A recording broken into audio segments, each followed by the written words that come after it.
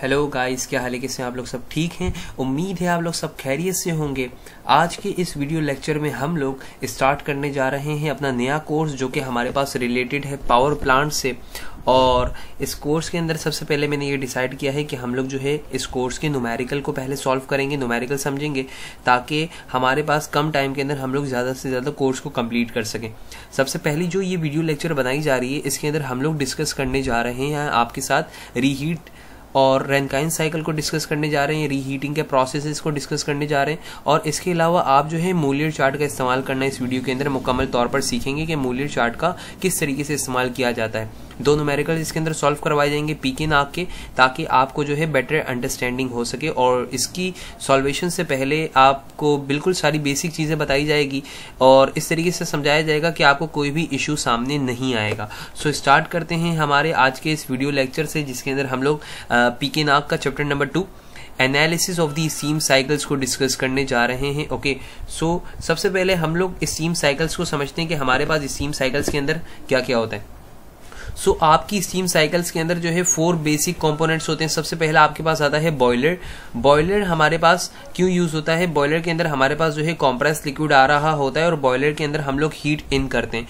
Heat in करने के नतीजे में हमारे पास बॉयलर जो है हम लोगों को भी आउटपुट हम लोगों को मिलता है, कोई भी किसी भी किस्म का हम लोगों को वर्क आउटपुट मिल रहा है। फिर वो टरबाइन से हमारे पास बाहर जाता है, कंडेंसर में सैचुरेटेड वेपर में जाता है या तो मिक्सचर में जाता है कंडेंसर। फिर कंडेंसर इसको क्या करता है, सैचुरेटेड लिक्विड में कन्वर्ट करके पंप को देता है और पंप इसको क्या करता है, आगे प्रेशराइज कॉम्प्रेस लिक्विड देता है बॉयलर को। इस तरीके से पूरी साइकिल चलती है। इसको हम लोग टीएस डायग्राम में आप लोग देख सकते हैं, इस तरीके से रिप्रेजेंट करते हैं। यहाँ पर हमारे पास ये डोम, सबसे पहले आप टी बनाए, टेम्परेचर हमारे पास वाई एक्सिस के ऊपर आता है, एस हमारे पास एंट्रोपी हमारे पास जो है एक्स एक्सिस पे आती है। अब यहां पर गौर करने वाली बात यह है जनाब कि हमारे पास जो है बॉयलर, यहां पर आप लोग देख सकते हैं कि हमारे पास जो बॉयलर का आउटलेट है उसको मैंने क्या मार्क किया 0.1, और वो मुझे क्या कौन सा रीजन मिला है, सुपर हीटेड वेपर वाला रीजन मिला है। तो ये मेरे पास हो जाएगा बॉयलर का आउटलेट। अब 1 से लेकर 2 तक मेरे पास क्या मौजूद था, टरबाइन मौजूद था। और टरबाइन का आउटलेट मेरे पास क्या होता है, मोस्टली ज्यादा से ज्यादा मिक्सचर होता है और सैचुरेटेड वेपर। ये वाली अगर इस लाइन के ऊपर कहीं पर लाई कर रहा होता ना, तो मैं कहता कि टरबाइन का आउटलेट मेरे पास क्या है, सैचुरेटेड वेपर है। बट ये यहां पर आ रहा है तो मतलब कि मेरे पास क्या आ रहा है, मिक्सचर आ रहा है। फिर यहां से 2 से लेकर 3 मेरे पास क्या लगा हुआ है, कंडेंसर। कंडेंसर से मेरे पास क्या हो रही होती है, हीट रिजेक्ट हो रही होती है और वो हमारे पास जो है कॉम्प्रेस लिक्विड के, ये हमारे पास जो है सैचुरेटेड लिक्विड के अंदर कन्वर्ट कर देता है। पंप के अंदर सैचुरेटेड लिक्विड जाता है, फिर पंप इसको किस में कन्वर्ट कर देता है, 3 से 4 के दरमियान में हमारे पास जो है पंप इसको कॉम्प्रेस लिक्विड में कन्वर्ट कर देता है और ये बॉयलर में जाता है। बॉयलर में हीट एडिशन का प्रोसेस होता है। तो इस डायग्राम के अंदर आपको ये याद रखना होगा कि 1 से 2 के दरमियान में क्या लगा हुआ है, ये वाली जो लाइन होगी टरबाइन की लाइन है, 2 से 3 की जो लाइन है ये कंडेंसर की, 3 से 4 पंप और 4 से 1 तक बॉयलर हमारे पास है। सही है, ये बात आपको ये कॉन्सेप्ट याद रखना होता है। अच्छा, इसके अलावा जो चीजें न्यूमेरिकल सॉल्व करते हुए आपको याद रखनी है वो ये है कि हीट इन हो रही हो या हीट रिजेक्ट हो रही हो, दोनों के दरमियान में हमारे पास क्या होता है, प्रेशर सेम रहता है। मतलब आपके पास जब भी हीटिंग का फिनोमेना होगा ना, यहां पर आप हीट इन कर रहे हो तो प्रेशर 1 का और प्रेशर 4 का, इन दोनों के प्रेशर आपके पास क्या होंगे, बराबर होंगे। और 1 से 2 तक अगर आप गौर करें तो ये वाली जो लाइन है इसके अंदर आपकी एंट्रोपी सेम रहती है। ठीक है, ये बात भी आपको याद रखनी होगी। अब आते हैं हम लोग अपने फर्स्ट न्यूमेरिकल के ऊपर, जो कि पीके नाक का क्वेश्चन लिया गया है। पीके नाक का क्वेश्चन हमारे पास है क्वेश्चन नंबर 2.2 और 3rd एडिशन है और बुक का पेज नंबर भी हमारे पास लिखा हुआ है 97। ओके, सो स्टार्ट करते हैं हम लोग अपना लेक्चर। और लेक्चर के अंदर कह रहा है कि steam power station uses the following cycle steam at the boiler outlet। Boiler के आउटलेट के ऊपर आपको जो स्टीम दी है वो 150 बार और 550 डिग्री सेंटीग्रेड के ऊपर है, उसको रीहीट कर रहे हैं। रीहीट का टेम्परेचर आपको दे दिया। रीहीट का आपके पास टेम्परेचर क्या है जनाब, रीहीट का प्रेशर और टेम्परेचर आपके पास है 40 बार और 550 डिग्री सेंटीग्रेड। तो देखिए 0.1 यहां पर मार्क कर लिया क्योंकि मेरे पास क्या है, बॉयलर का आउटलेट है। अब रीहीट का पॉइंट, अब आपको ये नहीं पता कि रीहीट करने से मतलब कि रीहीट करने से पहले जो आपके पास 0.2 है वो या तो आपके पास यहां पर आ रहा होगा, सुपर हीटेड के रीजन में आ रहा होगा, या तो सैचुरेटेड वेपर में आ रहा होगा। इन दो के अंदर से कहीं पर आ सकता है, ये आपको मालूम नहीं है। अच्छा, आपने 0.3 पहले मार्क कर लिया, क्या क्या लिख दिया आपने, 40 बार 550 डिग्री सेंटीग्रेड। और कंडेंसर हमारे पास कहां पर है, कंडेंसर का प्रेशर यहां पर दे रहा है 0.1 बार। कंडेंसर का प्रेशर हमारे पास क्या दे रहा है जनाब 0.1 बार दे रहा है। Assuming the ideal processes, find the quality at the turbine exhaust. हमारे पास क्या मालूम करनी है हम लोगों को, एक चीज, पहली चीज हम लोगों को मालूम करनी है क्वालिटी मालूम करनी है हम लोगों को टरबाइन के एग्जॉस्ट के ऊपर, दूसरा साइकिल एफिशिएंसी मालूम करनी है और तीसरी चीज हम लोगों को स्टीम रेट मालूम करना है। ठीक है, ये 3 चीजें मालूम करनी है। सो सबसे पहले हम क्या करेंगे इस सवाल के अंदर, आपने जो है पहले तो पॉइंट 1 के ऊपर बात करते हैं। आप कोई भी चार्ट किस तरीके से यूज कर सकते हो, जब भी आपको उसकी 2 प्रॉपर्टीज दी गई हो तो आप बासानी यूज कर सकते हो। मैं पॉइंट 1 के ऊपर आता हूं। पॉइंट 1 के ऊपर अगर आप लोग गौर करें, मुझे 2 प्रॉपर्टीज पहले से गिवन है। वो 2 प्रॉपर्टी क्या क्या है मेरे पास से, एक तो मेरे पास है जनाब, एक मेरे पास है प्रेशर, दूसरा मेरे पास क्या है टेम्परेचर। ये दोनों प्रॉपर्टीज मुझे गिवन है पहले से, तो मैं इनका यूज करता हूं मूलियर के अंदर। आइए आपको मूलियर के अंदर लेके चलता हूं और उसका इस्तेमाल सिखाता हूं। आप ये याद रखिएगा कि यहाँ पर प्रेशर कितना दिया हुआ था 150 बार और 550 डिग्री सेंटीग्रेड। तो आ जाइए, ये आपके पास है मूलियर का चार्ट। यहाँ पर ऊपर आप देख रहे हैं यहाँ पर प्रेशर्स लिखे हुए और यहाँ पर भी प्रेशर्स लिखे हुए 1 बार 0.5 और 2, 3, 4, 5, 10, 20, 30, 40, 50। आपको क्या देखना है, आपको देखना है 150 बार।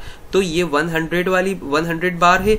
ये मेरे पास कितना प्रेशर होगा, ये मेरे पास होगा 120, ये मेरे पास कितना होगा 140 और इसके बाद आ रहा होगा 160। तो मुझे कहीं बीच में यहाँ पर मार्क करना है। मैं बीच वाले मार्क को करता हुआ आ रहा हूँ, बीच वाली लाइन को फॉलो करता हुआ आ रहा हूँ और मुझे किस टेम्परेचर तक जाना है, मुझे जाना है 550 डिग्री सेंटीग्रेड तक। तो ये वाली जो टेम्परेचर की लाइन है ना, इस पे मैं आऊंगा और 150 बार को करवा दूंगा स्ट्राइक। इस पॉइंट के ऊपर स्ट्राइक करवा दिया मैंने। ठीक है, अच्छा इस पॉइंट को लोकेट कराया। अब मैं इसको प्रोजेक्ट करूंगा लेफ्ट हैंड साइड के ऊपर। लेफ्ट हैंड साइड के ऊपर जब मैंने प्रोजेक्ट किया तो मेरे पास क्या आ गई, इस पॉइंट की इंथैल्पी आ गई जो कि कितनी थी 3450 3450 किलो जूल पर केजी, जो कि मैंने यहां पर लिख दी, यहां पर मेंशन कर दी गई है जनाब। सही, यहां की मैंने इंथैल्पी नोट कर ली। अब मुझे यहां पर, आप यहां पर कभी भी अपने रैनकाइन साइकिल में स्ट्रेट लाइन देखें ना, तो एक शॉर्टकट है, एक शॉर्ट मेथड है जो आपको बताने जा रहा हूं। आप अपने मूलियर के ऊपर भी इस पॉइंट के ऊपर स्ट्रेट लाइन लगा लें। ठीक है, पूरे उस पॉइंट के ऊपर क्या लगा लें, स्ट्रेट लाइन। तो यहां पर गौर करें, जो मैंने ये वाला पॉइंट आपके सामने मार्क किया, यहां पर मैंने एक स्ट्रेट लाइन लगा ली। ठीक है, यहां पर ये आप लाइन देख सकते हैं कि स्ट्रेट लाइन लगा ली। कहां तक जा रही है कुछ अंदाजा नहीं, बस लगा ली। अच्छा, अब दूसरा जो मुझे पॉइंट गिवन है, जो मुझे दूसरी चीज मालूम है, वो ये है कि मेरे पास पॉइंट नंबर 3 के ऊपर 550 डिग्री सेंटीग्रेड है और मेरे पास प्रेशर कितना है जनाब 40 बार है। कितना है मेरे पास जो है 40 बार गिवन है और 550 डिग्री सेंटीग्रेड गिवन है। तो अब मैं आऊंगा 40 बार के ऊपर। ये 40 बार वाली लाइन के ऊपर आया मैं, और टेम्परेचर अगेन सेम ही है मेरे पास। तो मैं यहाँ पर टेम्परेचर में आया 550 डिग्री सेंटीग्रेड वाली लाइन के ऊपर और मैंने एक लेफ्ट हैंड साइड के ऊपर मैंने क्या निकाल ली, इंथैल्पी निकाल ली। तो इसकी इंथैल्पी मेरे पास कितनी आ रही है, इसकी इंथैल्पी मेरे पास आ रही है 3560। ठीक है, ये मूलियर से मैंने इंथैल्पी निकाली। अब अगेन वही वाली बात आपसे करना चाहूंगा कि अगेन मेरे पास जो है स्ट्रेट लाइन आ रही है, तो यहां पर भी मूलियर के ऊपर भी मैं क्या मार्क कर लूंगा, स्ट्रेट लाइन मार्क कर लूंगा, जो कि मैंने मार्क कर ली है। ठीक हो गया। अच्छा जनाब, अब पॉइंट नंबर 3 की भी आप इंथैल्पी नोट कर चुके और वहां पर भी स्ट्रेट लाइन। अब पॉइंट नंबर 2 की बात गौर से सुनिएगा। आपने यहां से एक स्ट्रेट लाइन ड्रॉप कर दी है, पॉइंट नंबर 1 से स्ट्रेट लाइन ड्रॉप कर दी, मतलब कि आपको इसकी इंट्रोपी मालूम है कि इन दोनों पॉइंट्स की इंट्रोपी सेम होगी। और आपको ये मैंने बताया था कि जब भी रीहीट करते हैं, मतलब कि पॉइंट नंबर 2 का pressure of the point number 2 हमारे पास बराबर होगा pressure of the point number 3 के। दोनों के प्रेशर्स क्या होंगे, बराबर। तो मैं क्या करूंगा, मेरी बात गौर से सुनिएगा। ये वाली जो मेरे पास स्ट्रेट लाइन थी, ये वाली जो आ रही है, इसके ऊपर मैं इस प्रेशर को प्रोजेक्ट करवा दूंगा, मतलब कि इस प्रेशर को लाऊंगा। तो मैंने इस प्रेशर वाली लाइन को मजीद फॉलो किया तो मेरे पास ये दूसरा पॉइंट हासिल हो गया। और इस दूसरे पॉइंट के ऊपर मेरे पास मैंने जो इंथैल्पी नोट की वो मेरे पास किसकी होगी, पॉइंट नंबर 2 की। तो मतलब कि आप अब 3 पॉइंट्स की इंथैल्पीज मालूम कर चुके हैं। पॉइंट 1, पॉइंट 2, पहले पॉइंट 1 की फिर पॉइंट 3 की और उसके बाद आपने पॉइंट 2 की कर ली। अब जनाब हम लोग आते हैं पॉइंट नंबर 4 के ऊपर। पॉइंट नंबर 4 के ऊपर हमारे पास कितना प्रेशर गिवन है, हमारे पास प्रेशर गिवन है 0.1 बार और आप एक स्ट्रेट लाइन ड्रॉ कर चुके हैं। स्ट्रेट लाइन आप ड्रॉ कर चुके हैं। सो आप क्या करेंगे, उसी स्ट्रेट लाइन को फॉलो करते हुए नीचे आएंगे। ये वाली लाइन आपके पास थी 40 बार और 500 डिग्री सेंटीग्रेड वाली। नीचे आएंगे, कितना नीचे आएंगे, जब तक आपके पास 0.1 प्रेशर अचीव नहीं हो जाता। तो ये देखें, ये 0.1 प्रेशर वाली लाइन है, इसको फॉलो करते हुए आया जा रहा है, ये 0.1 बार है, इसको फॉलो करते हुए आए, इसने जहां पर स्ट्राइक किया, इसने जहां पर स्ट्रेट लाइन को स्ट्राइक किया वहां पर हम लोगों ने पॉइंट मार्क कर लिया, और वहां की इंथैल्पी मेरे पास कितनी आ जाएगी, वहां की इंथैल्पी मेरे पास अप्रोक्सीमेट आ रही है 2300 मेरे पास आ रही है। ठीक हो गया। अच्छा, अब हमारे पास मैंने इस पॉइंट की भी इंथैल्पी मालूम कर ली। अब हमारे पास जनाब मसला क्या आता है कि आप ये इंथैल्पीज तो मालूम कर सकते हो, बट कंडेंसर के आउटलेट के ऊपर जो इंथैल्पी होती है ना, ये वाली 0.5 की, ये आप मूलियर से मालूम नहीं कर सकते। मूलियर के अंदर यहाँ पर मसला आ जाता है। तो आप क्या यूज करोगे, आप स्टीम टेबल का यूज करेंगे जनाब। अच्छा जनाब, हम आ जाते हैं स्टीम टेबल के ऊपर, और 0.1 के प्रेशर के ऊपर मुझे देखना है ये वाली जो लाइन है, ये किसकी है जनाब, ये है मेरे पास सैचुरेटेड लिक्विड की। ये वाली जो मेरे पास इंथैल्पी हो, ये वाली जो लाइन होती है किसकी होती है जनाब, ये होती है सैचुरेटेड लिक्विड की। तो मैं पॉइंट नंबर 5 के लिए क्या करूंगा, पॉइंट नंबर 5 के लिए 0.1 बार के ऊपर इस प्रेशर के ऊपर जाके मैं HF देख लूंगा। क्या देख लूंगा, 0.1 बार के ऊपर HF। आइए मूल्य आपको स्टीम टेबल के ऊपर लेके चलते हैं। अच्छा जनाब जी, हम लोग आ गए स्टीम टेबल के ऊपर। अब आप लोग यहाँ पर गौर कीजिए कि यहाँ पर हमारे पास क्या है 0.1 बार, और इस इतने प्रेशर के ऊपर आपका HF कितना आ रहा है 191.83, और VF भी नोट कर लीजिए। VF क्यों नोट कर रहे हैं आगे आपको बताता हूं मैं, इसका रीजन अभी आपको डिफाइन करता हूं।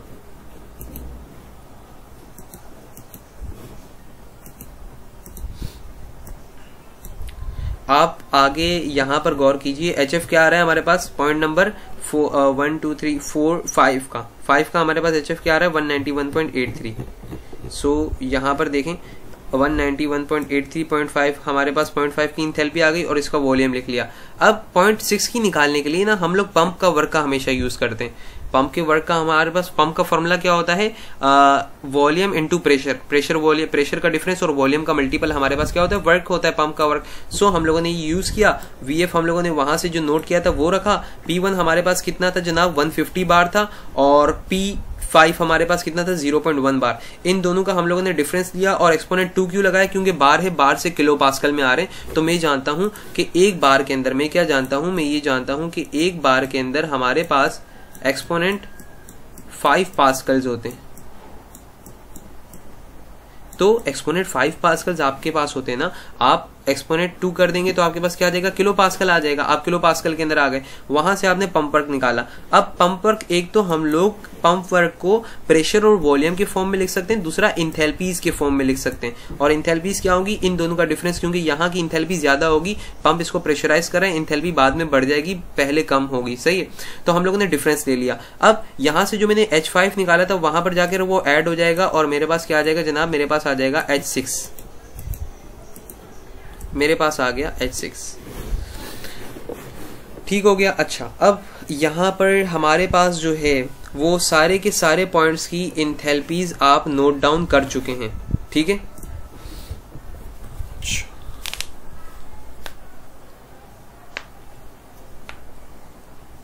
इसकी क्वालिटी कैसे निकालेंगे,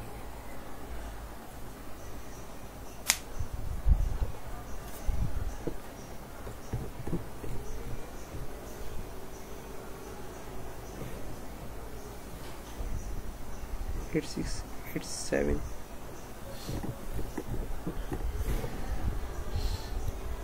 अच्छा, अब यहां पर गौर कीजिएगा, यहां पर हम लोगों ने सारे पॉइंट्स की इंथैल्पीज नोट डाउन कर लिए। अब इंथैल्पीज नोट डाउन करने के बाद जब हम लोग 0.4 की इंथैल्पी नोट कर रहे थे ना, उसी वक्त हम उसकी क्वालिटी भी नोट कर सकते थे। देखें किस तरीके से, यहां पर आपने जो मार्क किया था पॉइंट नंबर 4 का हमारे पास आपने लाइन ड्रॉप की थी और 0.1 बार के ऊपर स्ट्राइक करवाया था ना, तो आपके पास यहाँ की इंथैल्पी आ गई थी। इसी के ऊपर आप क्या कर लें, इसी की क्वालिटी देख लें। देखें, आप इसी पॉइंट को फॉलो करते हुए आएंगे। 1 सेकेंड। अच्छा, हम लोग इसी पॉइंट के ऊपर आएंगे, और इस पॉइंट के ऊपर आकर हम लोग क्या मालूम कर सकते हैं, हम लोग उसकी क्वालिटी मालूम कर सकते हैं। देखें, ये आपके पास क्वालिटी वाली लाइंस आ रही हैं, ये आप देख रहे हैं 0.8, 0.85, 0.9 ड्राइनेस फ्रैक्शन मतलब कि क्वालिटी। तो ये 0.85 है, ये 0.86, और ये वाली लाइन जो मेरे पास होगी इसकी वैल्यू मेरे पास क्या होगी, इसकी वैल्यू होगी 0.87। इस तरीके की इसकी वैल्यू हमारे पास होगी। सो ये आपके पास क्या आ गई, क्वालिटी आ गई। अब आपको दूसरी चीज, पहली चीज तो आपने मालूम कर ली क्वालिटी, दूसरी चीज आपके पास क्या थी, साइकिल एफिशिएंसी। तो साइकिल एफिशिएंसी का फॉर्मूला हमारे पास क्या होता है, ये आपने मूलियर का कर लिया ना इस्तेमाल, इसके बाद सारी चीजें आसान है। साइकिल एफिशिएंसी के लिए हमारे पास सबसे पहले मुझे क्यू इन मालूम करना पड़ेगा। तो क्यू इन मेरे पास कहाँ कहाँ हुआ है, क्यू इन मेरे पास हुआ है H1 और H6 के दरमियान में। पहले तो यहाँ पर हुआ है इन दोनों के दरमियान में H1 और H6, और दूसरा क्यू इन मेरे पास हुआ है 3 और 2 के दरमियान में। तो मेरे पास क्या फॉर्मूला हो जाएगा, मेरे पास हो जाएगा H1 minus H6 plus H3 minus H2। तो यहाँ पर गौर कीजिए, इसी फॉर्मूले का यूज किया है हम लोगों ने, और इन इंथैल्पीज का इस्तेमाल करते हुए जो जो इंथैल्पीज हम लोगों ने निकाली थी, 0.1 की 3450, 0.6 की 308.97, 0.3 की 3560 और 0.2 की हमारे पास 3070। तो ये हमारे पास क्या आ गया, ये क्यू इन आ गया। अब क्यू इन के बाद मुझे क्या निकालना है, क्यू इन के बाद मुझे मालूम करना है टरबाइन का वर्क। तो यहाँ पर टरबाइन का वर्क जो है 2 बार एक्सपेंड हुआ है, पहले 1 से 2 के दरमियान में एक्सपेंशन हुई है, फिर 3 से 4 के दरमियान में एक्सपेंशन हुई है। तो यहाँ पर फॉर्मूला क्या होगा, यहाँ पर मेरे पास होगा H1 minus H2 plus H3 minus H4। क्योंकि एक्सपेंशन होने के बाद इंथैल्पी कम हो जाती है ना, तो उसको सब्ट्रैक्ट कर रहे हैं। एक्सपेंशन होने से पहले H1, एक्सपेंशन होने के बाद H2, एक्सपेंशन होने से पहले H3 और एक्सपेंशन होने के बाद H4। तो यहाँ पर डिफरेंसेस ले लेंगे, डिफरेंसेस लेने के बाद मेरे पास क्या आ जाएगा, टरबाइन का वर्क आउटपुट आ जाएगा। मेरे पास टरबाइन का वर्क आउटपुट भी आ चुका है। अब इन दोनों को मैं क्या कर दूंगा, पहले तो मैं नेटवर्क के लिए मैंने क्या किया है, टरबाइन का वर्क आउटपुट माइनस मैंने किया है पंप के वर्क आउटपुट से। तो ये मेरे पास क्या आ गया जनाब, ये मेरे पास आ गया है नेटवर्क। ठीक है, ये मेरे पास आ गया नेटवर्क, और इसके बाद मैं क्या करूंगा, डिवाइड कर दूंगा इसको मैं हीट इन से। तो हीट इन से जब मैंने डिवाइड किया तो मेरे पास एफिशिएंसी आ गई 43%। ये मेरे पास क्या आ गई, एफिशिएंसी आ गई साइकिल की 43%। और स्पेसिफिक स्टीम कंजम्पशन का फॉर्मूला होता है 3600 डिवाइडेड बाय नेटवर्क। तो 3600 को डिवाइड करूंगा मैं नेटवर्क से, वही network turbine work minus, turbine का वर्क माइनस करते हैं हम लोग किसके अंदर से, पंप के वर्क से। अच्छा, यहाँ पर जो है वो कैलकुलेशन एरर है, यहाँ पर 1460 नहीं आएगा, यहाँ पर जो है 1640 आएगा। अच्छा, यहाँ पर क्या लिखा जाएगा, यहाँ पर लिखा जाएगा 1 सेकेंड,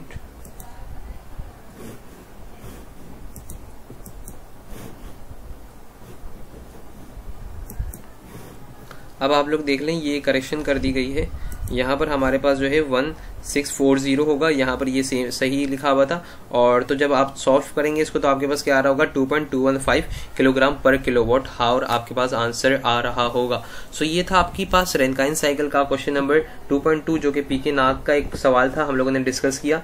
हम लोगों ने इसके अंदर जो है वो मोलियर चार्ट का यूज करना सीखा कि प्रेशर और टेम्परेचर की बेसिस पे किस तरीके से यूज करते हैं, और स्ट्रेट लाइन्स लगा देते हैं जब हमारे साइकिल्स में स्ट्रेट लाइंस आ रही होती हैं। तो हम लोग यहाँ पर स्ट्रेट लाइन लगा लेते हैं, और दो प्रॉपर्टी का यूज करते हुए हम लोग इंथैल्पीज नोट करते हैं। सही, after that we are going to discuss the new question number 2.8, in which it is saying that in a reheat cycle, steam at 500 degree centigrade expands in a high pressure turbine। expand, ये वाली steam 500 degree centigrade वाली steam expand हो रही है turbine में। तो यहाँ पर 0.1 मार्क किया आपने, 0.1 आपके पास 0.1 आपने मार्क किया, कितना दिया हुआ है आपको, ये दिया हुआ है 500 डिग्री सेंटीग्रेड। सही है, आगे कह रहा है expand in a high pressure turbine till it is saturated vapour. जब तक एक्सपेंड हो रहा है जब तक सैचुरेटेड वेपर है। तो ये आपको इसने क्या दे दी, प्रॉपर्टी दे दी कि आप उस वक्त तक एक्सपेंड करें जब तक ये क्या हो जाता है, सैचुरेटेड वेपर बन जाता है। पॉइंट नंबर 2 मार्क कर लिया। इसके बाद कह रहा है it is reheated at constant pressure. जाहिर सी बात है, रीहीटेड हम लोग जानते हैं कांस्टेंट प्रेशर पर ही होती है, बताने की नीड नहीं भी थी। अच्छा, टू 400 डिग्री सेंटीग्रेड। अब रीहीट हम लोगों ने कहां तक किया, 400 डिग्री सेंटीग्रेड तक किया। अच्छा, आगे कह रहा है and the expand in the low pressure turbine to 40 degree centigrade. और कितना एक्सपेंड हुआ, 40 डिग्री सेंटीग्रेड तक एक्सपेंड हुआ लो प्रेशर टरबाइन में। If the maximum moisture content, कह रहा है मैक्सिमम मॉइस्चर कंटेंट हमारे पास जो है टरबाइन के एग्जॉस्ट के ऊपर वो कितना है, 15% है। मॉइस्चर कंटेंट का मतलब ये होता है लिक्विड कंटेंट ना, लेकिन हम लोग जो ड्राइनेस फ्रैक्शन लेते हैं उसके अंदर हम लोग ले रहे होते हैं वेपर कंटेंट हमारे पास कितना मौजूद है। तो अगर हमारे पास मॉइस्चर कंटेंट 15% है तो वेपर कंटेंट मतलब कि ड्राइनेस फ्रैक्शन कितना होगा आपके पास होगा 0.85। सही हो गया, ठीक है। अच्छा, इसके बाद आपके पास कह रहा है क्या क्या मालूम करो, रीहीट प्रेशर मालूम करो, ये वाला P3 का प्रेशर मालूम करें। इसके बाद आप लोग मालूम करें यहाँ पर बॉयलर का प्रेशर, नेक्स्ट पार्ट सी के अंदर कह रहा है, पार्ट बी के अंदर बॉयलर प्रेशर, पार्ट सी के अंदर जो है स्पेसिफिक वर्क आउटपुट, और पार्ट डी के अंदर हम लोग कह रहा है cycle efficiency and the steam rate. ये कितनी चीजें मालूम करनी है आपको, रीहीट प्रेशर पहला, दूसरा, तीसरा, चौथा, पांच चीजें आपको फिगर आउट करनी है इस क्वेश्चन के अंदर। सो सबसे पहले तो आपको मोलियर चार्ट का यूज करना होगा। कोई भी सवाल सॉल्व करने से पहले आपको जो है वो आप टीएस डायग्राम बनाएंगे। टीएस डायग्राम ही दर हकीकत सवाल का डेटा होती है। इसके बाद आप क्या करेंगे, आप ये करेंगे जनाब कि आप दो प्रॉपर्टीज जहां पर आपको दिखेगी उसको आप प्लॉट करेंगे अपने मोलियर चार्ट के अंदर। तो हमारे पास इस 0.4 के ऊपर दो प्रॉपर्टी, एक तो क्वालिटी दी गई थी 0.85, दूसरा टेम्परेचर था। तो इसके ऊपर जाकर हम लोग इंथैल्पी नोट करने की कोशिश करेंगे। आइए हम लोग मोलियर के ऊपर पहुंच गए। 40 डिग्री सेंटीग्रेड के ऊपर 0.85 ड्राइनेस फैक्टर रखना है, तो 40 डिग्री सेंटीग्रेड। अच्छा, जब मैं यहां पर आया मोलियर के ऊपर, तो मोलियर के ऊपर तो स्टार्ट ही लाइन हमारे पास 50 से हो रही थी, 50, 100, 150, 200। तो मतलब कि हम लोग यहाँ पर टेम्परेचर और ड्राइनेस फैक्टर को नहीं देख सकते, ये बात सामने आई। तो हम लोगों ने चालाकी क्या की, हम लोग यहाँ पर चालाकी से काम करेंगे, और वो चालाकी ये है कि हम लोग इस टेम्परेचर के ऊपर जाकर प्रेशर नोट कर लेंगे, और उस प्रेशर के साथ हम लोग ये देखेंगे कि हमारे पास ड्राइनेस फैक्टर को मिला के हमारे पास इंथैल्पी क्या आ रही है। तो जनाब मैं चला गया अपने स्टीम टेबल के ऊपर, और स्टीम टेबल के ऊपर जाने के बाद मैं टेम्परेचर के ऊपर गया 40 डिग्री सेंटीग्रेड के ऊपर। 40 डिग्री सेंटीग्रेड के ऊपर जब मैंने प्रेशर नोट किया तो मेरे पास कितना आ रहा था, 0.07384। तो मैंने यहाँ पर लिख दिया, मैंने यहाँ पर प्रेशर नोट डाउन कर लिया कि मेरे पास आ रहा है 0.07384। आइए अब इस प्रेशर के ऊपर देखते हैं 0.0384 तो ये 0.06 है, ये 0.05, ये 0.056, और ये मेरे पास क्या होगी 0.07 वाली लाइन होगी। तो इस 0.07 वाली लाइन को यहाँ पर क्या आ रहा होगा, 0.07 आ रहा होगा। इस 0.07 वाली लाइन को मैं फॉलो करते हुए आऊंगा कहाँ तक, कौन से ड्राइनेस फैक्टर तक, 0.85 वाले ड्राइनेस फैक्टर तक आऊंगा मैं। तो मैं यहाँ तक आ गया। यहाँ तक आने के बाद मैंने ये पॉइंट मार्क कर लिया। ये पॉइंट मार्क करते ही मैंने यहाँ की क्या नोट कर ली, इंथैल्पी नोट कर ली, जो कि मेरे पास कितनी आ रही है, जो कि मेरे पास आ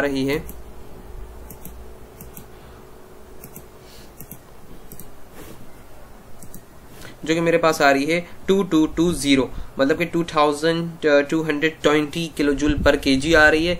और इसके साथ साथ मैं जब यहाँ पर 0.4 पे आया, मैंने बोला स्ट्रेट लाइन है ऊपर की तरफ, तो मैं मोलियर के ऊपर भी क्या करूंगा, मैं अपने मोलियर के ऊपर भी यहाँ पर एक लॉजिक का यूज करते हुए, क्योंकि एंट्रोपी सेम रहती है, यहाँ पर एंट्रोपी है ना, ये सेम रह रही है, तो स्ट्रेट लाइन लगा दी, स्ट्रेट लाइन लगा दी। अब स्ट्रेट लाइन में कहाँ तक लगाऊंगा, जब तक मेरे पास 400 डिग्री नहीं आ जाता। 400 डिग्री सेंटीग्रेड मेरे पास जैसे ही आ गया, 400 डिग्री सेंटीग्रेड आप लोग देख सकते हैं यहाँ पर अचीव हो चुका है। तो इस 400 डिग्री सेंटीग्रेड के ऊपर जाकर मैं क्या नोट डाउन कर लूंगा, प्रेशर। मुझे यहाँ का प्रेशर भी नोट डाउन करना है, इंथैल्पी भी। तो इंथैल्पी पहले देखते हैं क्या आ रही है, इसके ऊपर मेरे पास आ रही है 3260 आ रही है।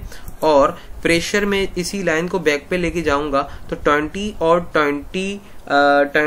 25 के मिड में आ रही है, मतलब कि मेरे पास कितना आ रहा होगा, 22 बार्स आ रहा होगा। ठीक है, ये मैंने नोट डाउन कर लिया। अच्छा, अब इसके बाद मैं प्रेशर भी नोट डाउन कर चुका हूं और यहाँ की एंथैल्पी भी नोट डाउन कर चुका हूं।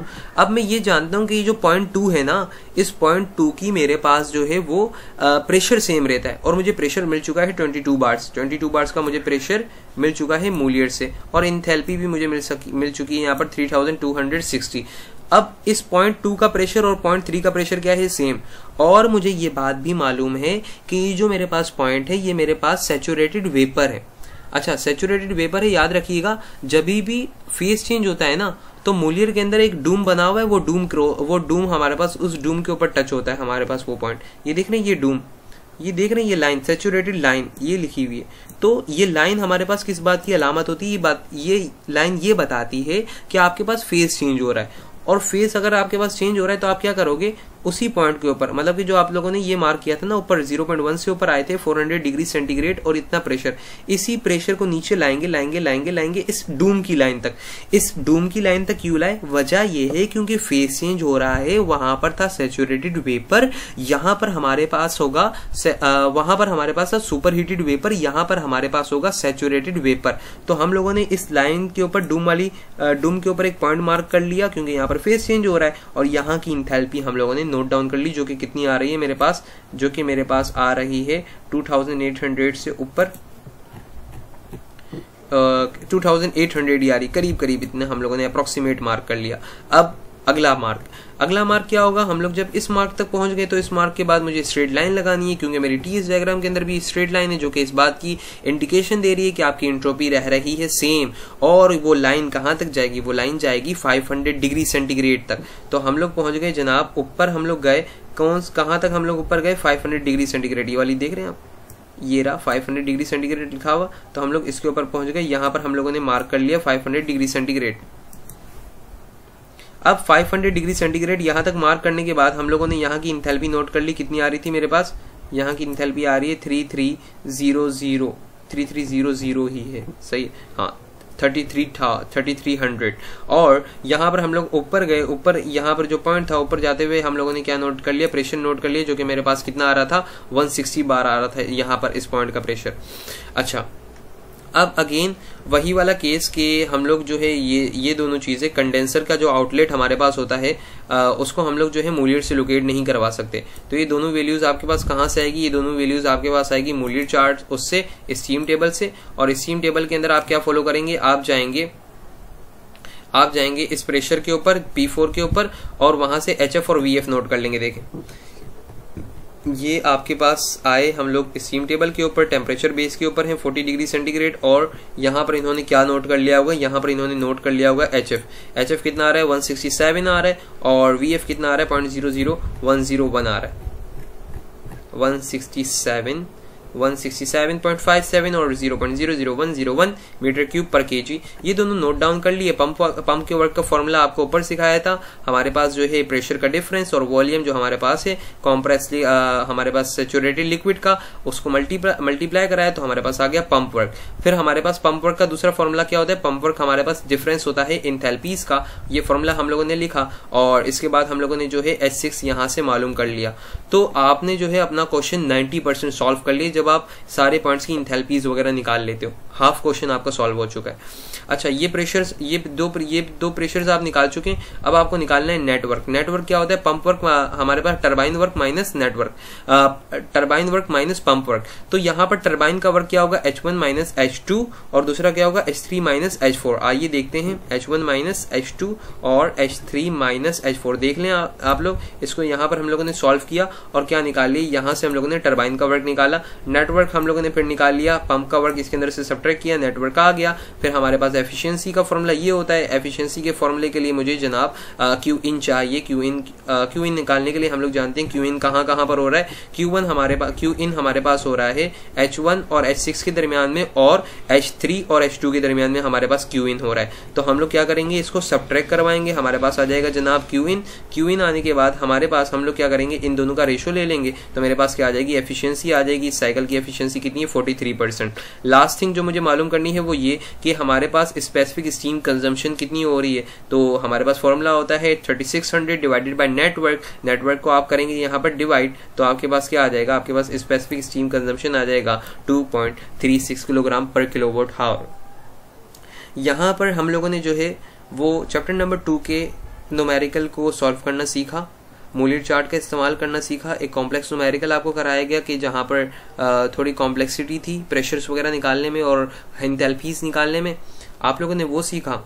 और इस लेक्चर के बाद हम लोग जो हैं वो इंशाल्लाह रीजनरेटिव के क्वेश्चंस को सॉल्व करेंगे और ये सिलसिला आगे बढ़ाया जाएगा। जल्द से जल्द न्यूमेरिकल्स कंप्लीट किए जाएंगे क्योंकि पेपर में जो है न्यूमेरिकल बेस्ड क्वेश्चंस ज्यादा आते हैं। और हमारे पास जो थ्योरेटिकल जो चैप्टर है जिसके अंदर हम लोग बॉयलर माउंटिंग्स वगैरह पढ़ेंगे वो इसके बाद, इस न्यूमेरिकल्स के बाद डिस्कस किया जाएगा, इसके बाद की वीडियोस लेक्चर में। अच्छा, इसके बाद जो जरूरी बात आपसे करनी है वो ये कि अगर आपको इसका PDF चाहिए हो, आपको मूलियर चार्ट चाहिए हो, स्टीम टेबल चाहिए हो, तो you can freely contact me. आप फ्रीली कांटेक्ट कर सकते हैं व्हाट्सएप नंबर के ऊपर, आपको वो शेयर कर दिया जाएगा। आपको ये जो PDF बनी हुई है ये भी अगर चाहिए हो तो आप व्हाट्सएप कर सकते हैं, आपको वहां पर शेयर कर दी जाएगी। और ये जो वीडियोस लेक्चर बनाई जा रही है ये खासकर हमारे जूनियर्स के लिए बनाई जा रही है, क्या ताकि वो एक अच्छा मटेरियल उनको मिल सके और वो अच्छे तरीके से अपने एग्जाम की प्रिपरेशन कर सके, उनके अंदर इंटरेस्ट डेवलप हो इस सब्जेक्ट का। ठीक है, और लेक्चर के लास्ट में में अपने टीचर, अपने सर मुबश्शिर सिद्दीकी जो थे, चेयरमैन थे हमारे, और सर हमाद बेग, दोनों मेरे टीचर हैं और बहुत अच्छा उन्होंने पढ़ाया, और उन्हीं की वजह से आज मैं इस कैपेबल हूँ कि ये वीडियो लेक्चर डिलीवर कर पा रहा हूँ। So I am very very thankful to both of them.